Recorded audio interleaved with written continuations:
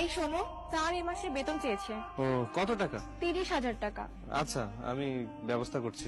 আচ্ছা ঠিক আছে। এত টাকা আমি কোথায় পাবো? ভাইয়ের কাছ থেকে তো টাকা নিয়েছি অনেক। তো কে দেবে আমাকে এত টাকা? কি যে করি। কি খবর ভাই? এই তো ভালো। তোর কি খবর? এই তো আছি। ভাই তোর সাথে না আমার কিছু কথা ছিল। হ্যাঁ বল, কি কথা? আমার 30,000 টাকা লাগবে। কি 30,000 টাকা? তুই এত টাকাতে কি করবি? না তোর কোনো খারাপ অভ্যাস আছে, না তুই কোনো ঋণগ্রস্ত, তাহলে এত টাকাতে তুই কি করবি? ভাই আমার বউ পড়াশোনা করছে, ওর স্বপ্ন একদিন সরকারি অফিসার হবে, আর আমি ওর স্বপ্ন পূরণ করতে চাই। কি তুই তোর বউকে পড়াচ্ছিস? হ্যাঁ কেন? আরে ভাই, বিয়ের পর বউকে কে পড়ায়? ও তো নিজেই দেখছে তোর কি অবস্থা। এর জন্য তুই তোর লেখাপড়াই তো শেষ করতে পারলি না, তার উপর এত বড় স্বপ্ন কি করে দেখে? আর তুই বা কি করে রাজি হবি ওকে পড়াশোনা করানোর জন্য? দেখ ভাই, তোর বউ এখান থেকে ওখানে গিয়ে কি না কি করবে তার কোনো ঠিক নাই, শুধু শুধু টাকা নষ্ট করবি। তার থেকে তাকে বল এই সমস্ত বাদ দিয়ে ঘর সংসারে মন দিতে। ও পড়াশোনা অনেক ভালো, ছোট থেকে ও সরকারি অফিসার হতে চায়, আর আমি ওকে সাহায্য করছি। আমার বিশ্বাস আছে ও একদিন সরকারি অফিসার হবে।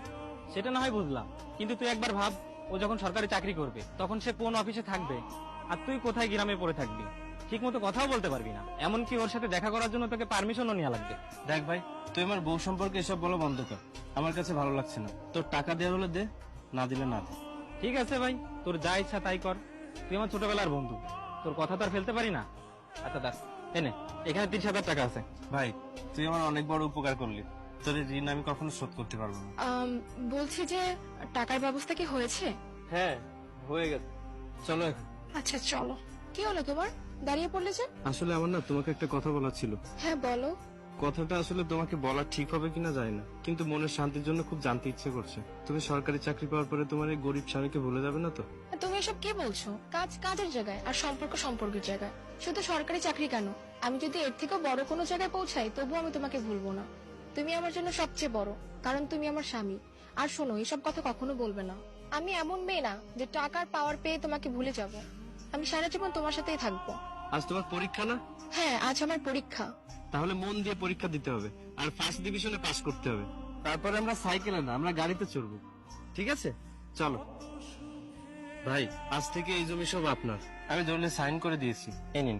আচ্ছা এই নাও টাকা। ধন্যবাদ ভাই।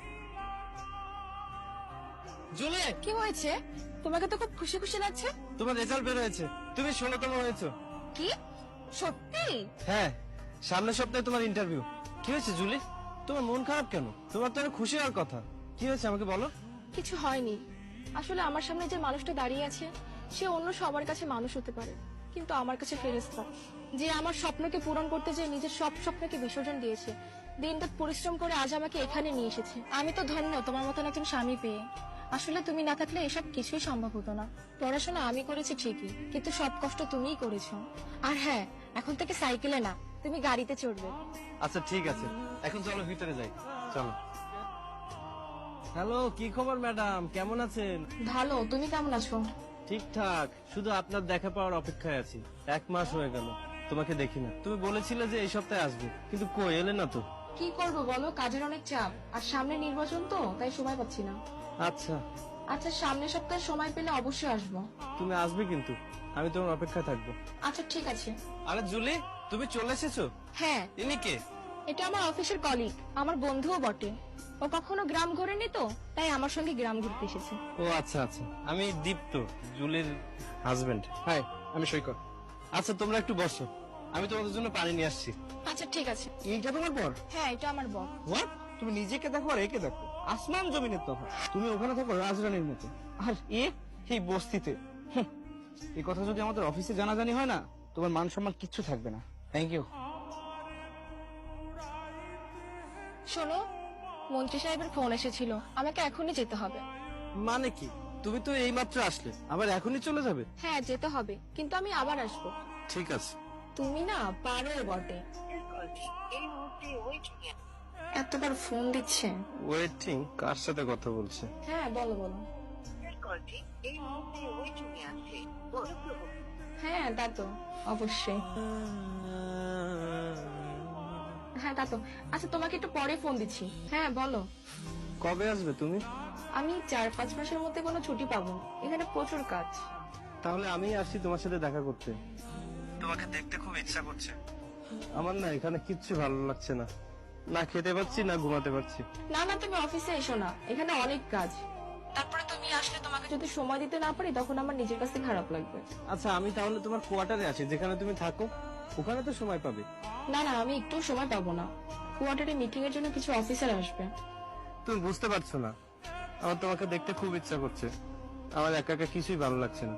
কি করবো বলো, তুমি আসলেও তোমাকে সময় দিতে পারবো না, তোমার মন খারাপ হবে, তার জন্য সরি। আচ্ছা শোনো, আমি আসার চেষ্টা করবো। ঠিক আছে, আচ্ছা ঠিক আছে। এক কাজ করি, জুলি এই 4-5 দিন ধরে বলছে আসবে আসবে, কিন্তু আসছে না। আমি যদি ওর কাছে যাই তাহলে ও খুব খুশি হবে। আমি এক কাজ করি, ওকে না জানিয়ে চলে যাবো। তাই না? হ্যাঁ, এটাই তো জুলির রুম। যাই ওকে চমকে দিই, নদীর তাজা মাছ, কি যে খুশি হবে।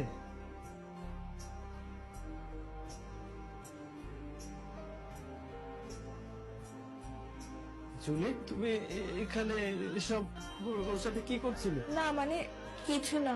তুমি না বলেছিলে ও তোমার কলিগ বন্ধু, তাহলে এসব কি? এই জন্য তুমি গ্রামে যাচ্ছিলে না, তোমার সময়ও ছিল না। গ্রামে গেলে তো এসব করতে পারতে না।